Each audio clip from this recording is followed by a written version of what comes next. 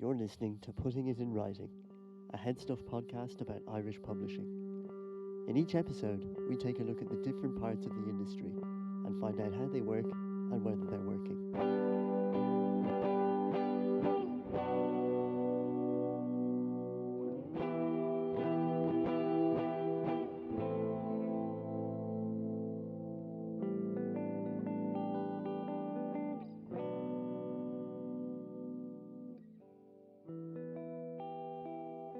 In previous decades, Irish writers often felt the need to publish their work abroad.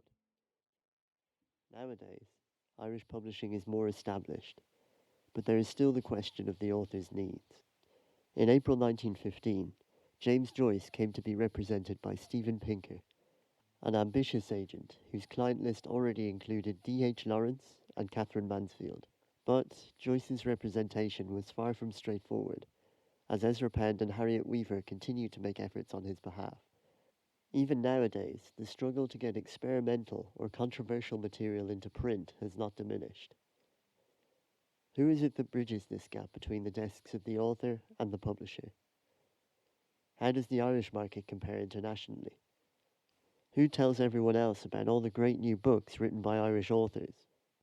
As we will hear in the next few episodes, the success of a title depends on a range of different factors. At this stage, though, the main logistical challenge is getting the books from A to B. For many Irish publishers, distribution is something to be considered at a remove. Here's Ivan O'Brien. But in terms of the bulk storage, we outsource that. Oh, okay, yes, sorry. And so that's somebody else's problem. But we do have to be fair and reasonable about the stock levels that we have, that we're not holding on to books that we can't sell. And we do have to make sure that books come in from the printer more than 5 minutes before we expect them to leave the warehouse. Okay. And we have to keep them informed about stock that's going to be late.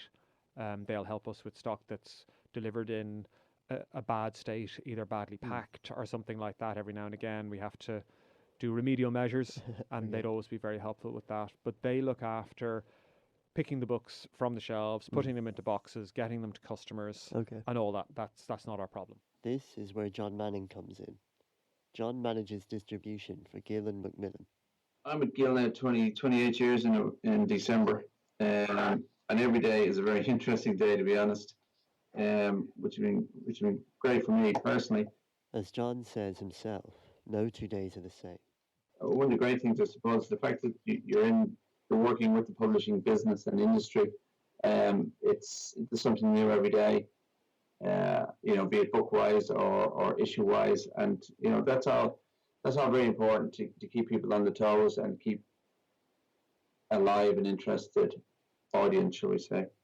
In terms of scale, it is a very daunting operation. We will process close on 100,000 orders a year. We will ship out 2.7 million books this year, we anticipate. And we will bring in excess of 3,500 pallets this year. So that a pallet could represent 500 to 1,000 copies of one specific title. And we will take another 500 to 600 pallet deliveries of smaller quantities. So it's a consistently very busy, a quick turnaround operation.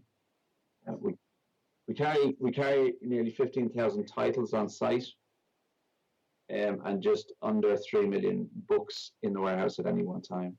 This is particularly impressive from the point of view of anyone who has ever done a stock take.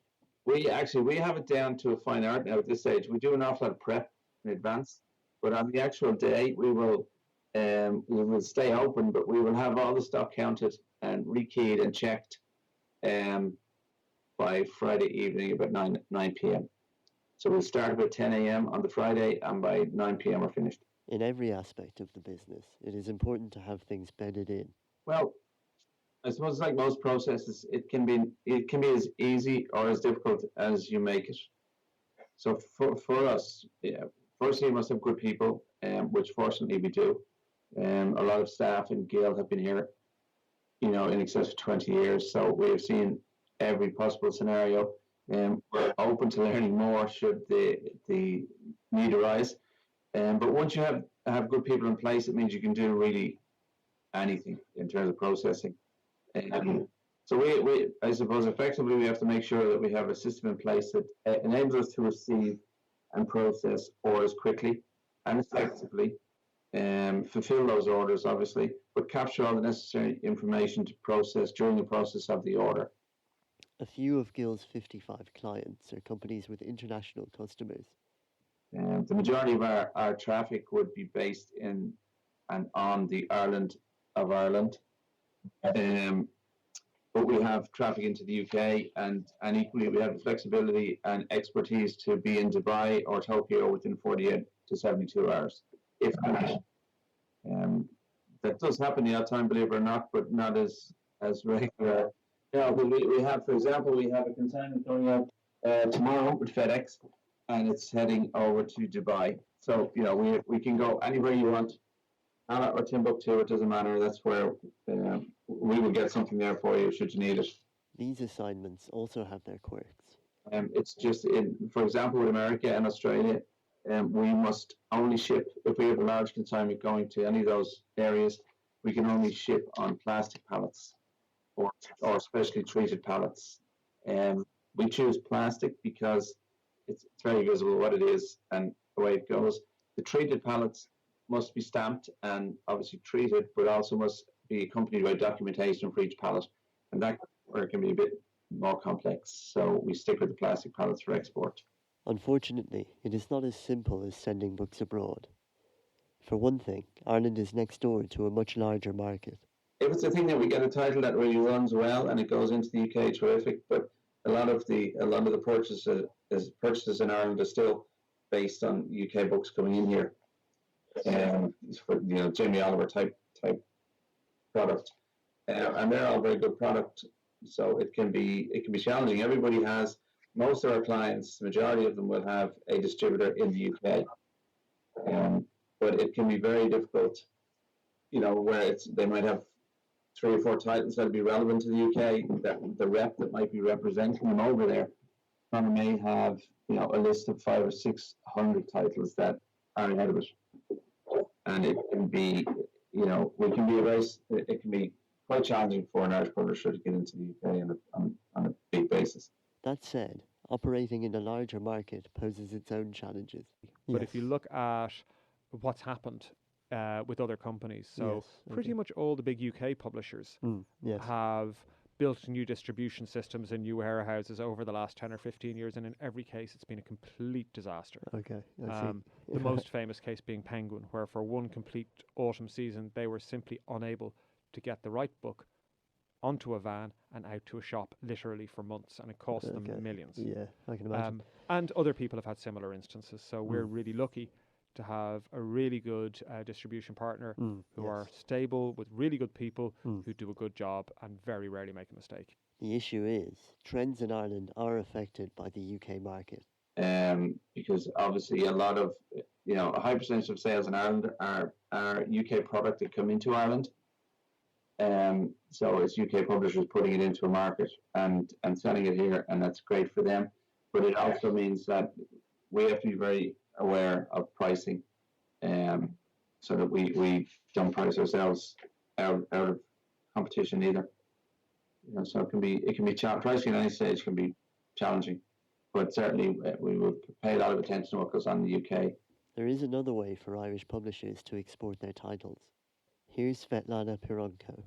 If we talk about international rights, it means English language rights sold to North America, US and Canada, to Australia and New Zealand, maybe even South Africa, and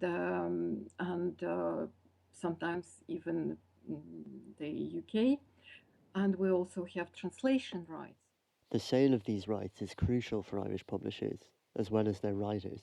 It's important because if we speak about English language rights, the Irish market being very small, it makes it quite difficult for Irish publishers to actually get enough money from the sales to make many of their publishing projects viable. And um, the size of the market is the main consideration, in my opinion, because uh, it, um, it's very difficult for Irish publishers to sell books, physical books, in the UK. Of course, electronic books opened a lot of markets and a lot of doors to publishers worldwide. But we would be focusing on physical books anyway, because this is still um, the format that brings to authors and publishers most of their income. Some titles are even made to be exported. Similarly, there are books that we will produce in the hope or expectation of a rights sale. Right, yes. So we think that there's a big international market for really good YA fantasy, for example. So we will produce things that don't justify themselves on the basis of the Irish market alone, Right, in okay. the hope/expectation that there'll be another way of paying for those over time. In other cases, international rights allow publishers to distinguish themselves. We're the only publisher in Ireland that publishes books in translation for children. Okay. So we've bought books in from Germany, from France, from Sweden, from Brazil, and we publish them here for the Irish market. And we fund the translation, and we fund various things to do with that. Yes. So because of that, we have to travel to rights fairs, and then we also have to pay for translation costs. So we get some funding for that as well. Ultimately, it is international rights that allow Irish titles to find new readers. So selling international rights is necessary because it would allow the books to travel, of course, but it would also give a lot of additional income to both publishers and writers, as advances from foreign publishers can be much higher than what an average Irish publishing house could afford to pay. We just got the yeah. German edition of Okay. Spill Simmer Falter Wither the Okay, other day. yeah. It looks really handsome. So that book's been translated into, let's see, German, Dutch, Spanish, Japanese, French, Portuguese, I think. uh, Like everywhere. It's just been everywhere. Right. So it's definitely... and there's a Japanese edition coming. That's right, Which yeah, is cool. really Yeah. like that's really unusual. So yeah, we're totally up for translations. I think Okay. that's a really important idea. So we can all agree how important they are. But who is it who negotiates these deals? Generally, the agent does that. Right, The yes. author's agent will do Okay, that. They'll yeah. take the manuscript to the Frankfurt Book Fair or the Right. London Yes, Book Fair, and okay. they'll sell it And there. I think Okay. nearly every one of our titles has been with an agented writer. Flight by Una Frawley wasn't, and Sarah Bowen wasn't when she came to us, but Okay. Mike McCormick obviously had an agent, and Belinda McKeown has an agent, so yeah. This is one area where agents like Svetlana and Paul Feldstein enter into the process. Yeah, well, I suppose writers should understand what the agent does and what the agent doesn't do. And we, our basic job is to represent the writers and find them a publishing deal. Different agents spend different amounts of time with the writer and their work, getting it ready for that, process of pitching to publishers. We tend to spend quite a bit of time doing that. We're very selective in who we take on, and once we take someone on, we want to ensure that what we submit is the best it can possibly be. So we do put a lot of editorial effort into working with the writers, and for that process, the agent gets a commission. We've all heard the stories of big money book deals. In reality, though, it seems the life of the agent is just as precarious as that of the writer. We work on commission. We don't get paid unless we get the author a deal, and they get paid, and they usually get an advance, a certain amount of money, which is a down payment against future royalties that the book will earn. It is also important to recognize the difference between representation and other business models. And actually, I'm glad you asked that question, because this is very important. If anyone asks you, be it an agent or publisher, for money up front, they're not really an agent or publisher. Paul is also in the business of offering advice. Yeah. Well, the first thing to do is finish. Finish your novel. We don't look at anything if it's not finished, and simply because we need to know that you can finish. It's easy to start one; it's harder to finish them. I can tell you that from experience. And have it read or proofread by someone who might be capable of doing so. Because what you need to do is send in the most pristine version possible with whatever resources you have.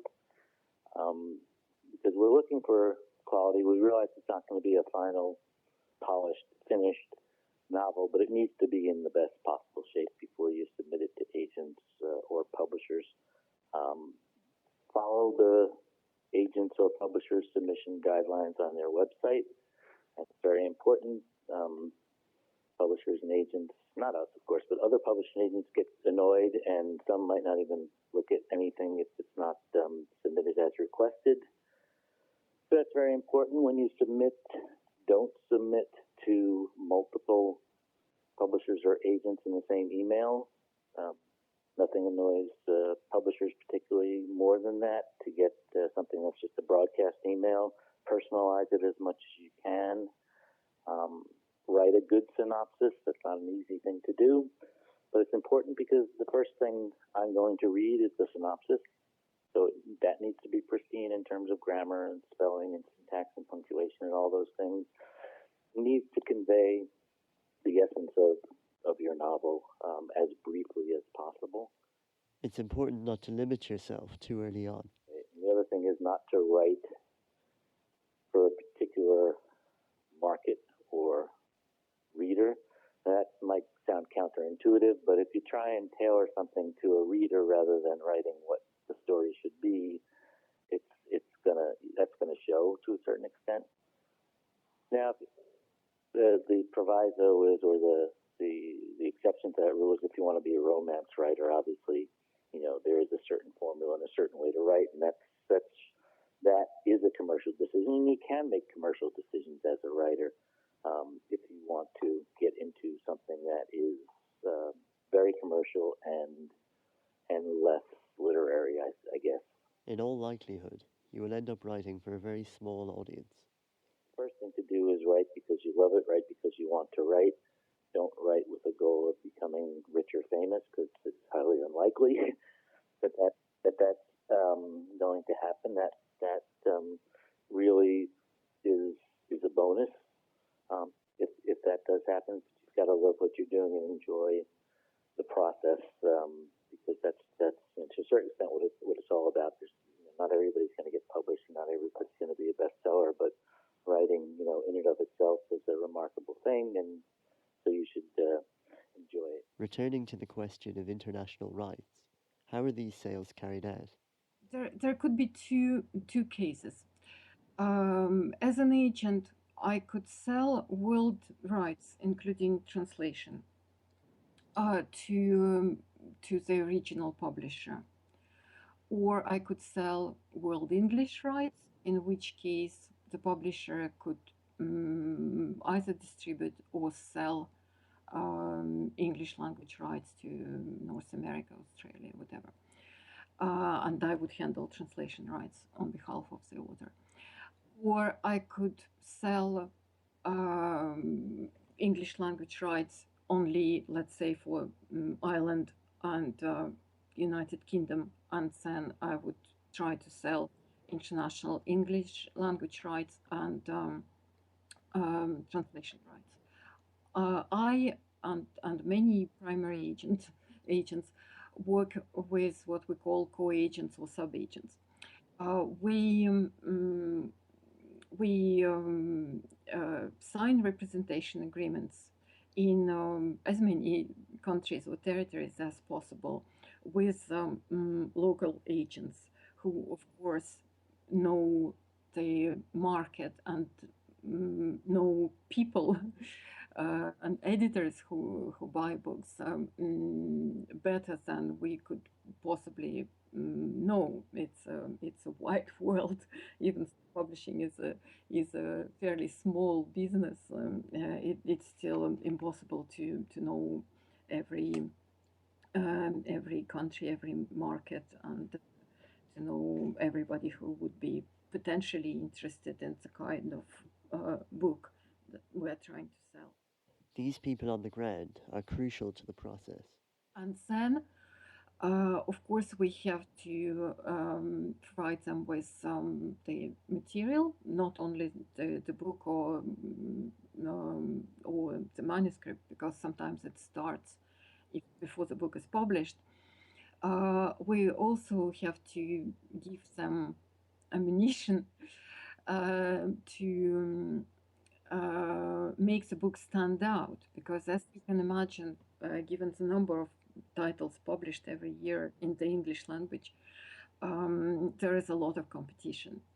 So no matter how good is the book, if we don't have sales, reviews, or something that makes it stand out among hundreds of thousands of books,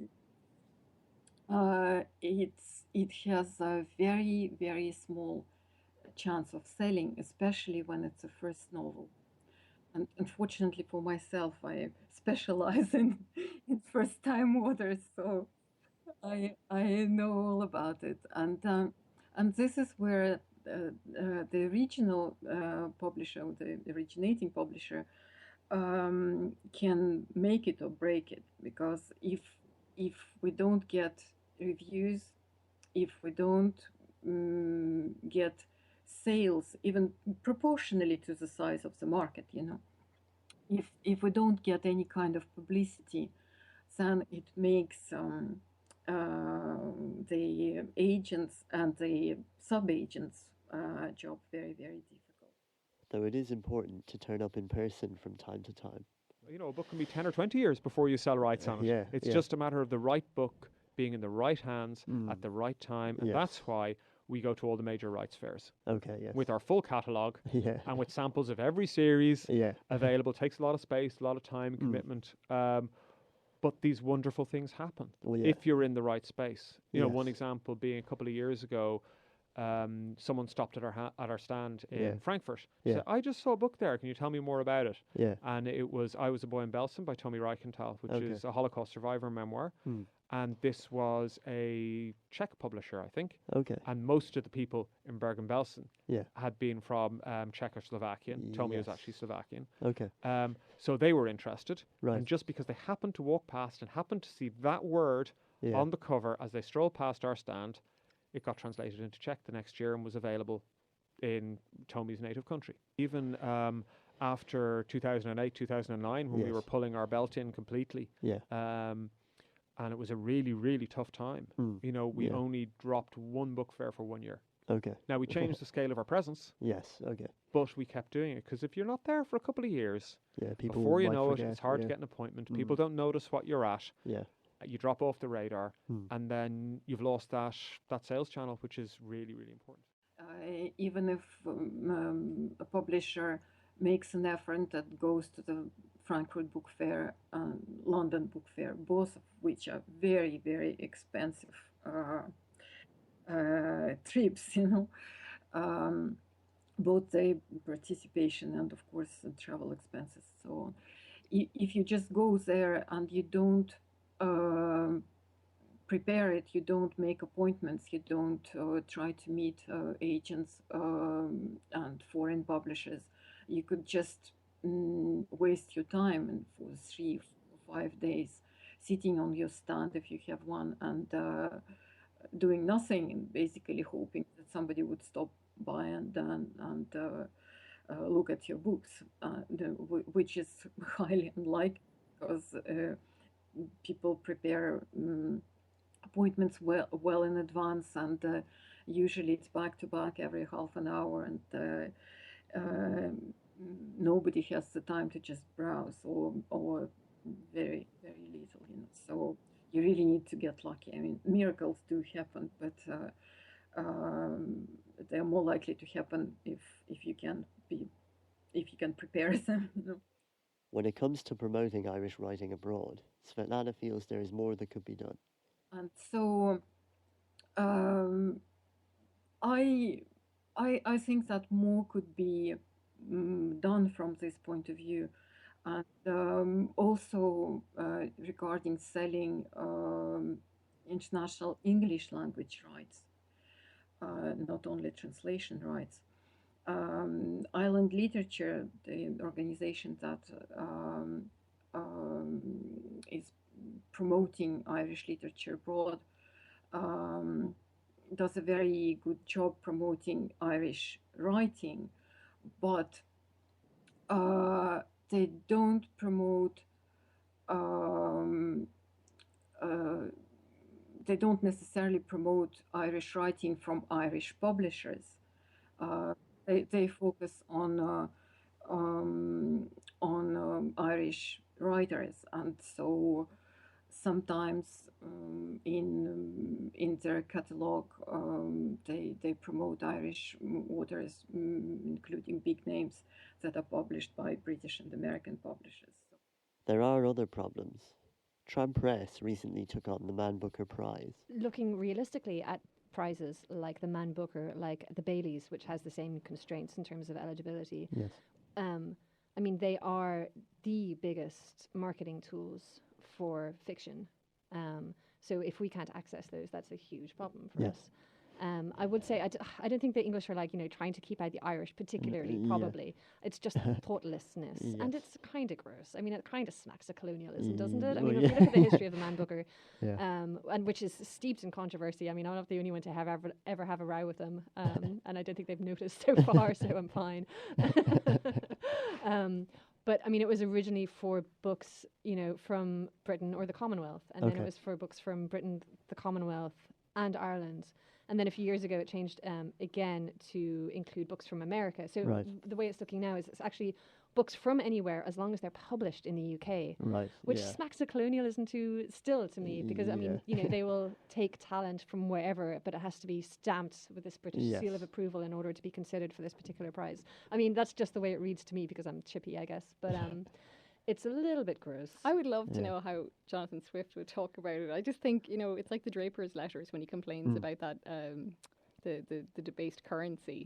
And I just think it's kind of I think the colonialism comparison is fair enough. That sort of Irish writers are okay as long as they come in under a British imprint. It is a bit, I don't want to say taking the soup or whatever, but there is something that the politics are a bit off, and there is something of the using the benefit of what the country has to offer without allowing the country to benefit from it. Exactly. Without allowing our, it feels like our natural resources be taken from us. Or like something. The judges also don't always get it right. Anne Enright won the Booker when she was published by Jonathan Cape. She'd had a few books out at that point. That book wasn't actually submitted by Cape for the Man Booker. They called it in because one of the judges was reviewing it for The Guardian and said, this is, the Gathering, whatever, was great, bring it in. Had an Irish publisher, published Anne Enright, they would have submitted her for the Booker from the off, and it would have been great for them to have won that and for her. And I think you're putting... I know this is self-serving as well. The problem with a British publisher for an Irish author is it's not always the right fit, and you are creating a scenario in which people don't benefit from the expertise of an Irish publisher. In reality, this apparently innocent request that books be published in a certain place creates a two-tier system. There's another problem with the Man Booker and the Baileys, and that is if they're prizes for rewarding the best works of fiction in a particular year, and they're essentially overlooking indies that aren't based in the UK, they're really missing a trick.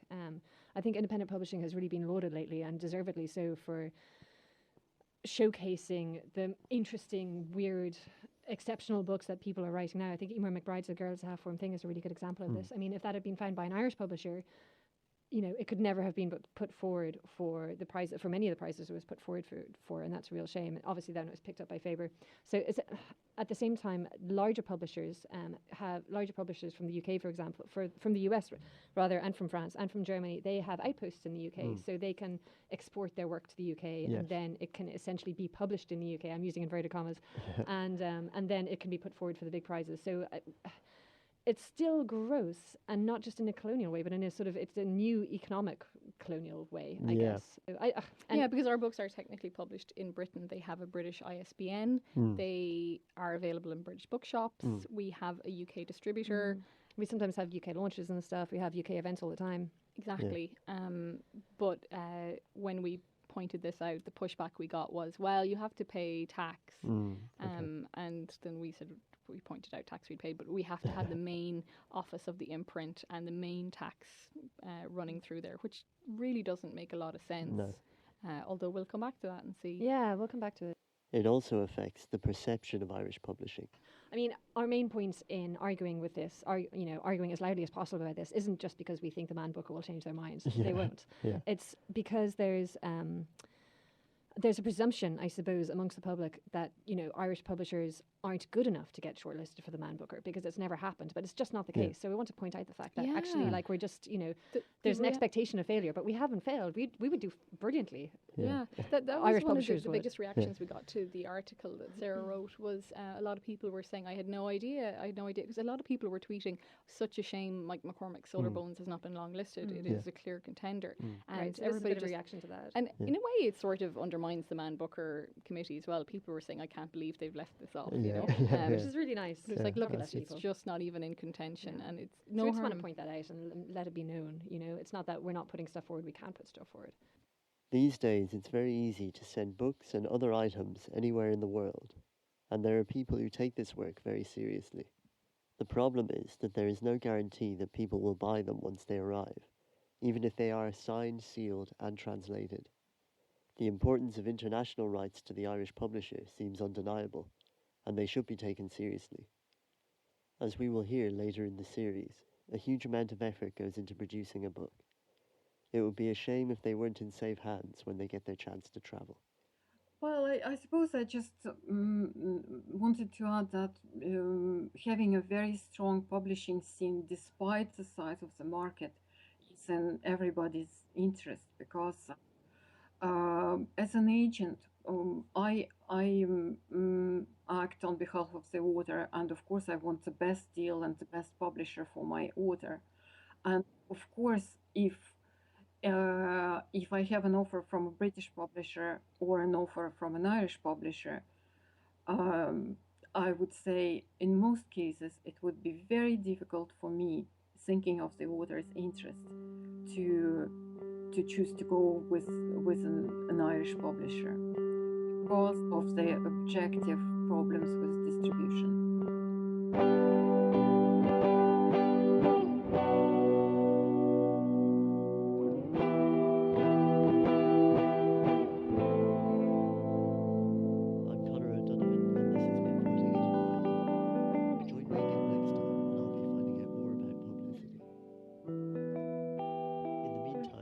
Subscribe to this and other HeadStuff podcasts on iTunes and Spotify.